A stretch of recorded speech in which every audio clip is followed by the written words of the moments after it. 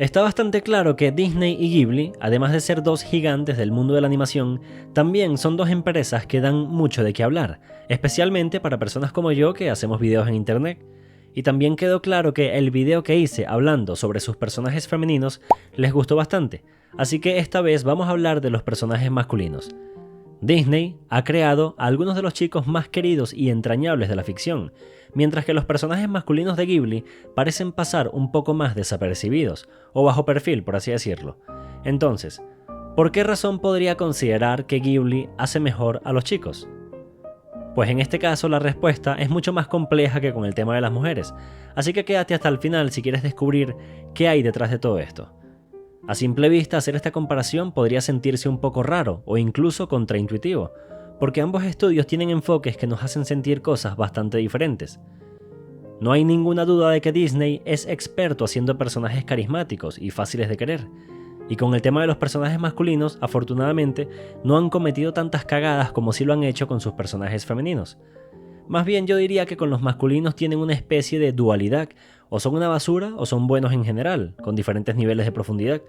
Ya sabemos que Disney tampoco es que haya destacado mucho por hacer a los personajes más profundos del mundo, pero de vez en cuando sí te van soltando algunas perlas, y me parece que esto lo hacen más que todo con los personajes masculinos y no tanto con los femeninos.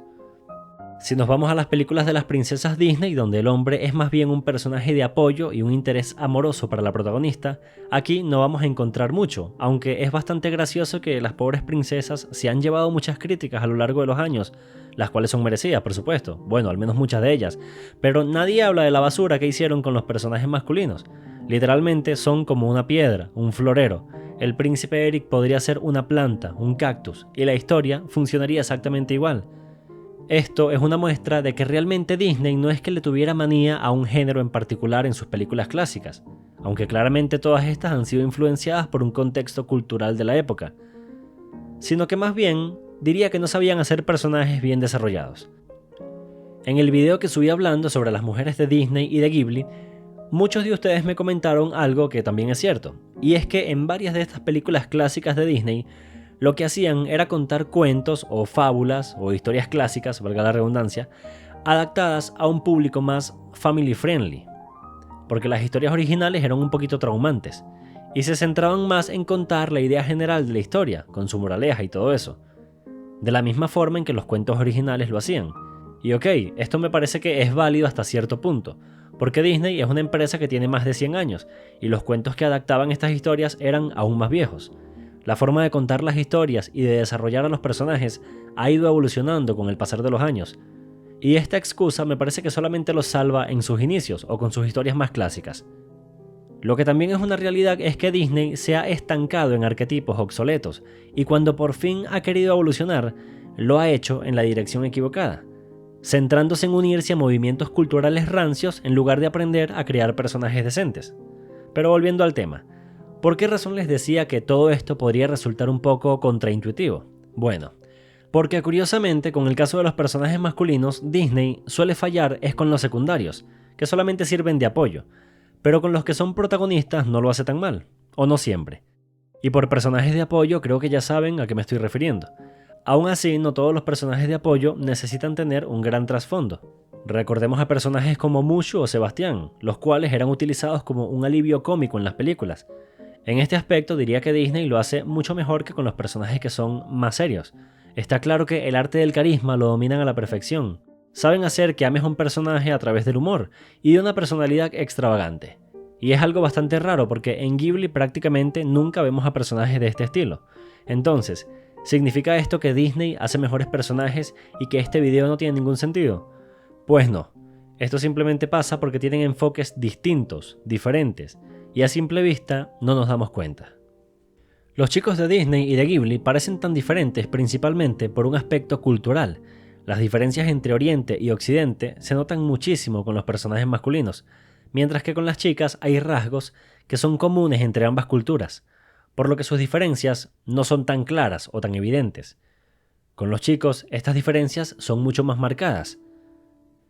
Disney suele adoptar la propuesta narrativa del viaje del héroe. Crea personajes que son extrovertidos, aventureros, valientes, que generalmente dejan ver su ego, y aunque no tengan intenciones de ser un héroe, cuentan con los atributos para convertirse en uno, o los van consiguiendo durante la historia. En contraste, Ghibli va por un camino más apegado a su cultura oriental, un enfoque más sutil, más discreto, emocional, conectado con su entorno y basado en las relaciones con los demás. Mientras Disney presenta personajes que están ahí para forjar su propia historia y salir victoriosos de sus respectivos momentos de acción, Ghibli te da personajes que se mezclan y que fluyen con la historia, llegando a pasar incluso desapercibidos, muy acorde a las creencias sintoístas y budistas que tienen en Japón, las cuales enfatizan la armonía y la conexión con la naturaleza y el entorno, la introspección, la sutileza y la conexión emocional. También puede afectar el hecho de que Ghibli no suele tener personajes masculinos que sean el claro protagonista, y que no tienen tantas películas como las tiene Disney, pero aún así utilizan a sus personajes de apoyo y a los que tengan un rol principal como elementos para explorar otros aspectos de la masculinidad más allá del heroísmo y del ego. Como dije, principalmente por motivos culturales. Los japoneses y los asiáticos en general son así, no les gusta destacar mucho, y valoran demasiado la armonía individual y la del grupo. Todo esto es hablando de la estructura y del enfoque que cada estudio utiliza, pero cuando vamos a la práctica esto puede aplicarse de mejor o de peor manera, y en el caso de Disney muchas veces reprueban el examen práctico. Así que vayamos al apartado de comparaciones, que es la parte favorita de muchos. Vamos a usar también algunos ejemplos que utilizamos en el video de las chicas, pero con su contraparte masculina. Así que empecemos con nuestro dúo de furros favorito, Howl y Bestia.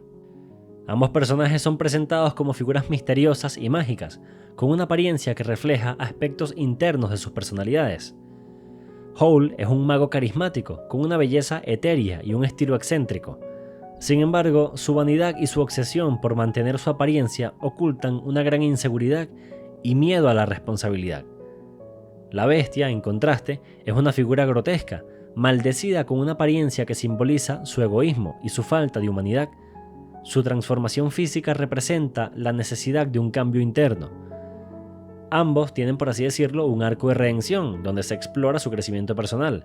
Howl comienza como un hombre que es aparentemente egoísta, que huye de los conflictos y de las responsabilidades, y a medida que avanza la historia descubrimos que su comportamiento es un mecanismo de defensa, y su relación con Sophie lo ayuda a aceptar sus responsabilidades y a actuar con valentía. La Bestia también inicia su historia como un ser egoísta y temperamental, cuya maldición lo obliga a aprender empatía y amor verdadero, y a través de su relación con Bella se redime y finalmente logra romper su maldición. Y si pasamos a hablar de su relación con las protagonistas femeninas, podemos coincidir en que ambos encuentran en ellas un catalizador para su transformación.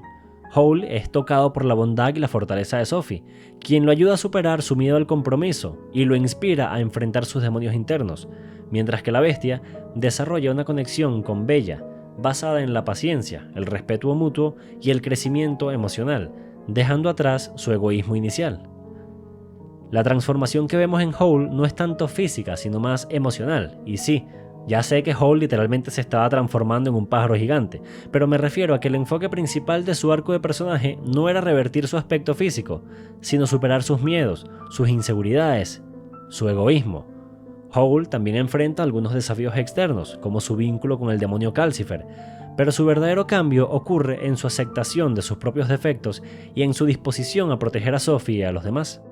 La Bestia, en cambio, experimenta una transformación tanto interna como externa. Su maldición se rompe al demostrar que puede amar y ser amado, pero este cambio está más ligado a cumplir las condiciones de un hechizo que a un crecimiento emocional profundo. Howl representa la lucha con la identidad y el miedo a la responsabilidad, temas que resuenan bastante con una audiencia más introspectiva y madura. Su arco de redención no está ligado a una maldición literal, sino a un crecimiento personal que se siente mucho más humano. Durante la película, él muestra un profundo miedo a enfrentarse a situaciones en las que pueda perder algo importante, ya sea su libertad, su juventud o incluso a las personas que le importan. Este temor lo lleva a evitar cualquier tipo de compromiso emocional o moral. Su relación con Sophie al principio es distante porque teme abrirse y mostrar sus inseguridades. Esto es bastante evidente por cómo siempre intenta mantener una imagen de confianza y perfección, escondiendo su caos interno. Desde joven, Howl huye de sus responsabilidades, como la guerra en la que se rehúsa a participar, o el enfrentamiento con Madame Suleiman, su antigua maestra. En lugar de enfrentarse a estas situaciones, prefiere evadirlas. Esto lo lleva a usar su magia de manera excesiva, transformándose en un monstruo, lo cual simboliza cómo su miedo y evasión están afectando su humanidad. La bestia, aunque también trata sobre la redención, lo hace de una manera más directa y simplista, enfatizando el amor como la fuerza que es capaz de cambiar incluso al corazón más endurecido. Por cierto, antes de continuar, si este video te está gustando, suscríbete al canal, es gratis solamente por hoy, y hacemos parrilla los fines de semana. Bueno, como les iba diciendo, ambos furros tienen muchas similitudes, pero cuando nos ponemos a analizarlos nos damos cuenta de que Howl está mejor trabajado, muestra emociones más complejas como el miedo, la vanidad, la ternura, el sacrificio, lo que lo hace sentir mucho más humano, a pesar de sus habilidades mágicas. A diferencia de la bestia, Howl no tiene un arco basado en la redención de un pecado específico, sino en aprender a asumir la responsabilidad de su poder y de sus elecciones.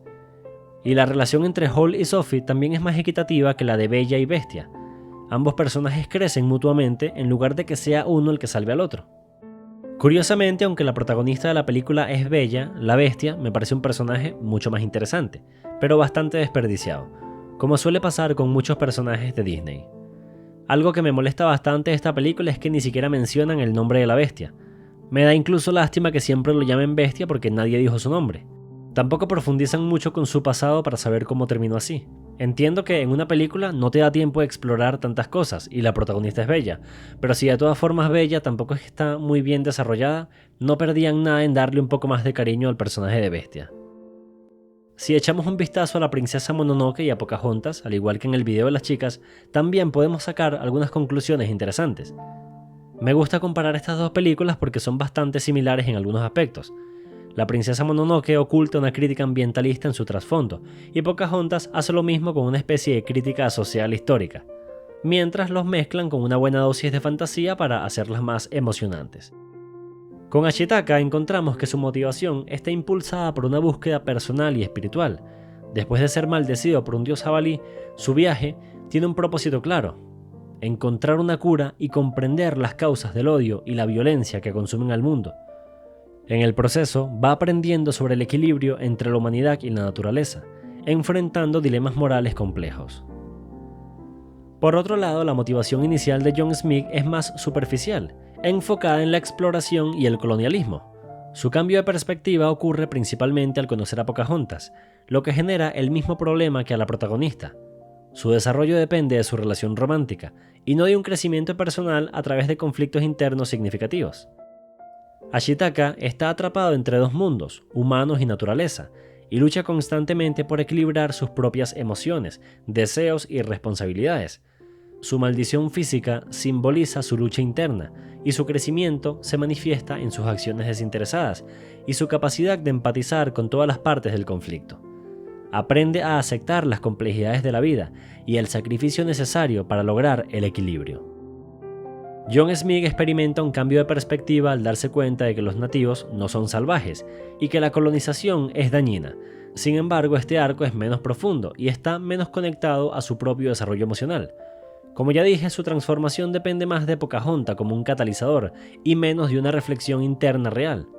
La profundidad emocional de John Smith en la película es bastante pobre, ya que la obra no se molesta en explorar a este personaje. Se limita a ser una herramienta para la trama, y te da la sensación de que solamente está ahí porque Pocahontas necesita a un enamorado del bando rival, pero que si no fuera él, podría ser cualquier otro soldado. Ashitaka tiene un rol activo en su historia. Su capacidad para mediar entre los humanos y los espíritus de la naturaleza lo convierte en un puente esencial para resolver los conflictos. Sus decisiones son cruciales para el desenlace de la película. John Smith también toma decisiones importantes, como intentar detener la guerra, pero su papel en la resolución del conflicto es limitado. La historia de Pocahontas pone más énfasis en los eventos externos y en el sacrificio final de Pocahontas que en las acciones de John Smith. Queda claro que cuando se trata de personajes masculinos de apoyo, Ghibli por lo general destroza a Disney, simplemente porque Disney no se molesta en darles mucho desarrollo a estos personajes. Se centran más en sus protagonistas, por lo menos si hablamos de los personajes que son el interés romántico, porque los humorísticos, aunque tampoco es que tengan gran desarrollo, cumplen muy bien con su papel, Y cuando digo generalmente es porque tampoco creo que sea siempre. Disney ha creado personajes masculinos secundarios que son muy icónicos y entrañables. El primero que se me viene a la mente es Flynn, de Rapunzel. Y también me da algo de risa porque aquí se nota demasiado lo que les estaba diciendo de que Disney aplica una fórmula para hacer a sus personajes masculinos. Para hacer que sean carismáticos, que sean encantadores. De hecho, con Flynn es un caso tan exagerado que la misma película lo utiliza para hacer humor. Como en esa escena donde Rapunzel captura a Flynn y este intenta seducirla con sus atributos de príncipe encantador. Aunque él en realidad es un ladrón. Un ladrón que se queda con la princesa. Como en otra película de la que ya vamos a hablar. Aún así, debo decir que Flynn es un personaje que me gusta bastante, y es probablemente el mejor secundario que acompaña a una princesa. Se nota que Disney estaba intentando trabajar un poco mejor a sus personajes, y este carismático ladrón nos lleva al otro punto que quería tratar. ¿Qué pasa con los personajes principales? Como por ejemplo el inolvidable Aladdin. O quizás debería decir Príncipe Ali, honor a ti, Ali Ababua. La verdad que es que en Ghibli no hay mucho para escoger porque la mayoría de sus protagonistas son mujeres, pero Disney sí tiene un catálogo mucho más amplio de protagonistas masculinos.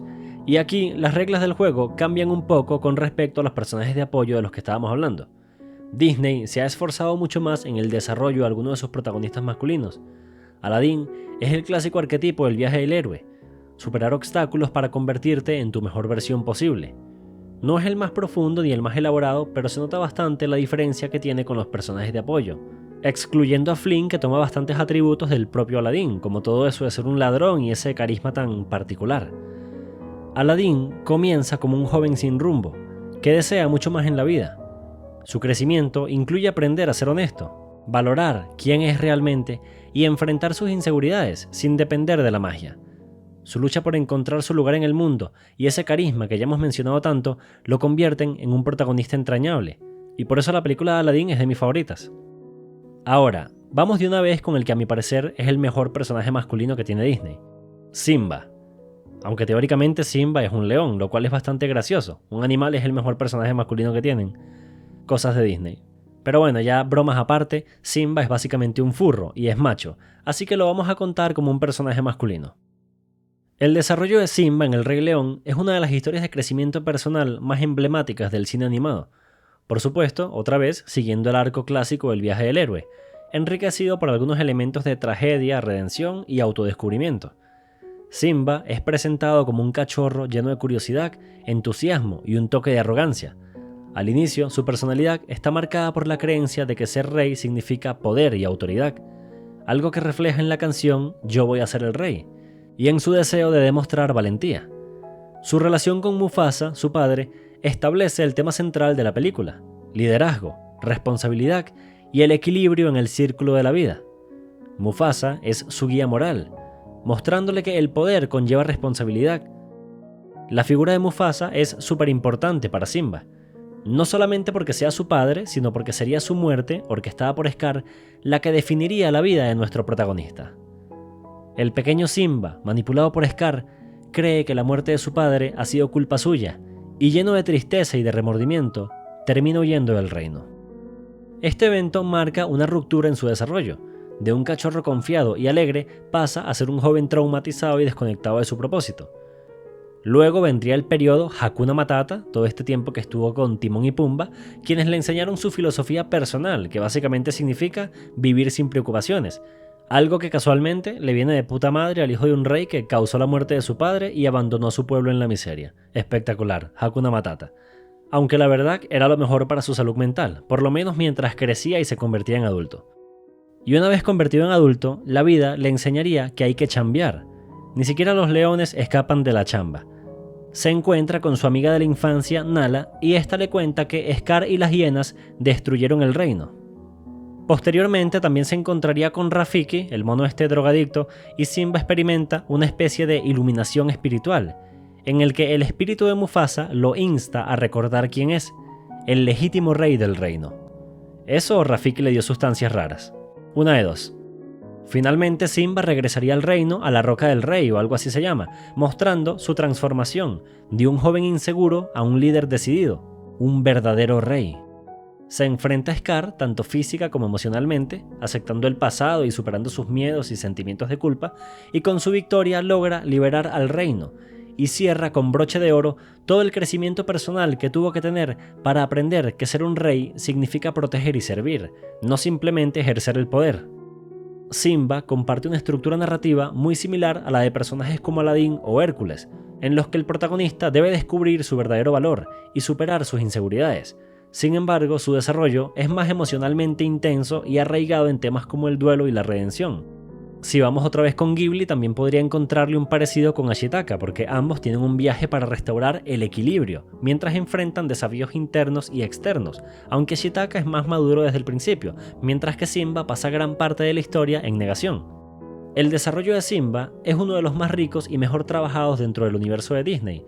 Su historia combina emociones profundas con una narrativa accesible para todas las edades, lo que lo convierte en un personaje icónico, trascendente.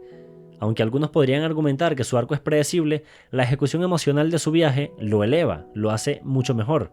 Y es cierto que si lo comparamos con personajes de Ghibli, Simba podría carecer de cierta introspección o matices culturales, pero su lucha interna y su redención lo convierten, a mi parecer, en el personaje masculino más complejo de Disney. Disney también tiene otros personajes masculinos que están muy bien hechos, como por ejemplo Quasimodo, del Jorobado de Notre Dame, que curiosamente se sale del estereotipo del viaje del héroe, o Hércules, que es todo lo contrario, literalmente es un joven que busca convertirse en un héroe. También hay otros como Cusco, de las locuras del emperador, que a mí particularmente me encanta por toda la comedia que tiene y por el gran arco de transformación personal que tiene Cusco, pero si me pongo a hablar de todos estos más a fondo, este video va a durar 1 hora y ya me está dando como ansiedad.